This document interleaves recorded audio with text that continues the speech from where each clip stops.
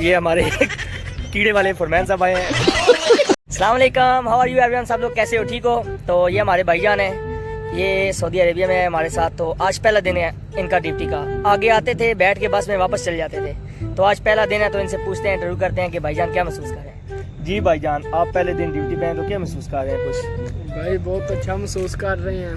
तो आगे आते थे, सो के चले जाते थे, दिल नहीं था लगता। आज ड्यूटी कर रहे हैं, नई मशीनें दी गई हैं हमें, बहुत अच्छी मशीनें हैं। भाई आपको कंपनी में आके कैसा लग रहा है, क्या फील कर रहे हैं? कंपनी में आके बहुत ही अच्छा फील कर रहा है माशाल्लाह। और तो आप माशाल्लाह कितना टाइम लगाएंगे सऊदी अरेबिया में? सऊदी अरब में अभी बाकी की ज़िंदगी सऊदिया में गुजरेगी, लेकिन इस कंपनी में मैं टाइम लगाऊंगा। तो जितना एग्रीमेंट हो गया बस। ठीक है। आप पहले क्या काम करते थे पाकिस्तान में? पाकिस्तान में पहले मैं मशीन चलाता था। ये बड़ी अच्छी बात कही आप। कौन सी मशीन? पाकिस्तान में मैं चलाता था DX 160। अच्छा ठीक है, डोसान मशीन चलाते थे, एक्सवेटर, ठीक है।